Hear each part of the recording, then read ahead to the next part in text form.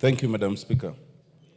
Madam Speaker, I think if any Kenya doubted why we impeached the former deputy president, now they are clear that it was legitimate and proper. For the more he speaks, the more he acts, the more he invites action for impeachment in any other circumstance. Madam Speaker, it is sad to refer to 2007 and to threaten that we could go back there. In 2007, we came to the brink of the precipice. We came to as great a disaster as we possibly could. And it took the backing down of the Right Honorable Raila Amollo Odinga for us to continue as a state and as a nation. No one should refer to those events. And to do so is dangerous. It is because of 207 that we now have a constitution that prohibits that kind of conduct, that kind of speech. It is an express limitation to the speech. It is because of that that we even had Agenda 4 commissions. It is because of that that we created the NCIC. And it is because of that that we have EACC, CAJ, Kenya National Human Rights Commission, and others. Madam Speaker, this is not just about politics. This is about our country. Madam Speaker, it is important to note that we, as a House of Parliament, impeached the deputy president. Some people do not remember that one of the grounds cited was failure to uphold the dictates of the office under Article 75(2)(c). Under 75(2)(c), once you are removed from office, then Article 75(3) comes automatically into play. And that is to say that you can no longer hold any other state or public office. We did not pronounce ourselves on that because at the time we were focusing on the question of impeachment. I think, Madam Speaker, now, what we should address ourselves to now on this matter brought by Honorable Junet is how do we now invoke Article 75(3) that now pronounces that the Honorable Rigathi Gachagua can no longer hold state or public office. That is when these things will reduce. And I invite you, Madam Speaker, that through the Speaker's communication, it might be important to guide this House, whether we can do so by way of a petition, or whether we do so by way of a special motion, or whether we do so by way of a special inquiry by the House as the House, so that we pronounce ourselves on that matter. This is important, Madam Speaker, because while the Honorable Rigathi Gachagua went to court and sought to stop these whole processes, the court did not find merit in that. And the court is desirous of going to the logical conclusion, including the declaration of unfitness to hold office. To preempt that, the Honorable Rigathi Gachagua has now withdrawn his petitions. Two things. One, I want to urge this House, through its lawyers, to insist to the court to go to the merit of that matter. We want the court to declare whether Parliament was wrong or not, including fitness to hold office.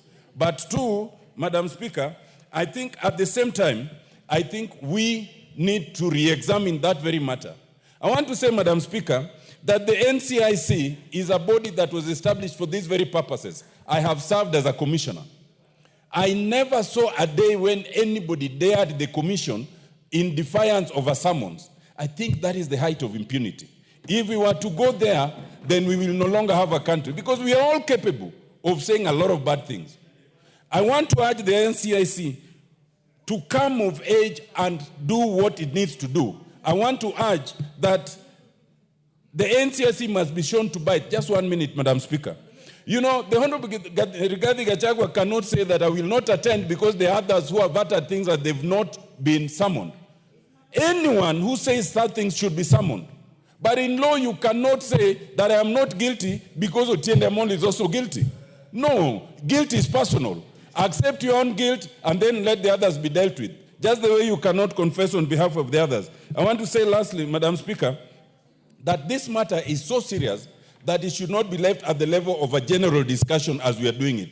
It must be concretized, because we found Rigathi Gachagua unfit to hold office. It is not just the court that can do that. Even a House of Parliament can do that, with the consequence that you cannot hold any other public office. I so submit, Madam Speaker.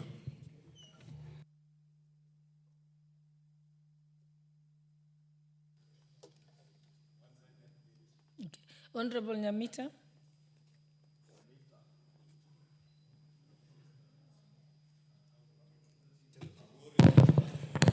Thank you, Madam Speaker. I rise to also support this motion by Honorable Jeanette. Madam Speaker, where I come from, particularly in my constituency, we have families that buried bodies without heads. Madam Speaker, in my region, there are families that buried heads without their bodies. And yet in the same region, Madam Speaker, there are families that are yet to account for their loved ones. There are people whose children were butchered as they watched in Naivasha. There are people who have not recovered from what happened in 2007. Some had lived in certain regions all their lives, gotten their children, established businesses, and had their life all going very well.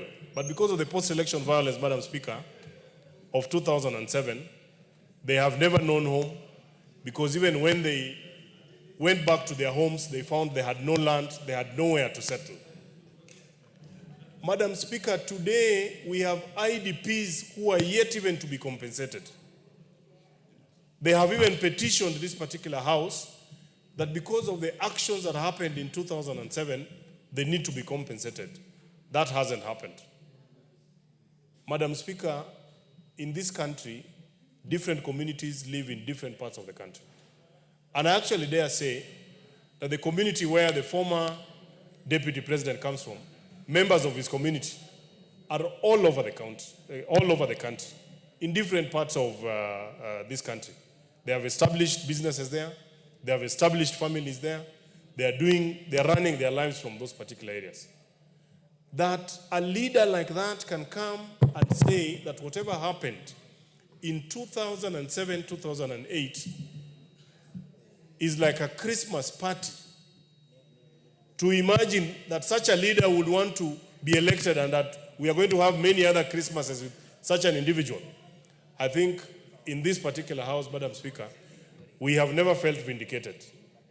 We feel vindicated that the action we took to impeach the mistake of a deputy president that we had, we feel completely vindicated.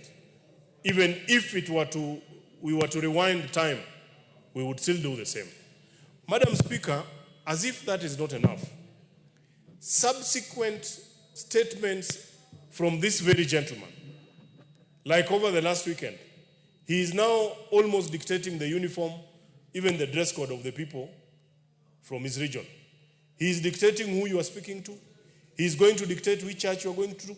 He is going to dictate which car you are going to drive. He is going to dictate what food. Madam Speaker, I just want to tell Kenyans that no one should listen to Rigathi Gachagua. He is not only dangerous to this country, he is even dangerous to himself. In fact, part of the allegations when they were brought here to the assembly were issues to do with him having grabbed property from his family. We feel vindicated. I sympathize with the people that are, every other weekend behind this gentleman and saying that this is a leader we want for this country.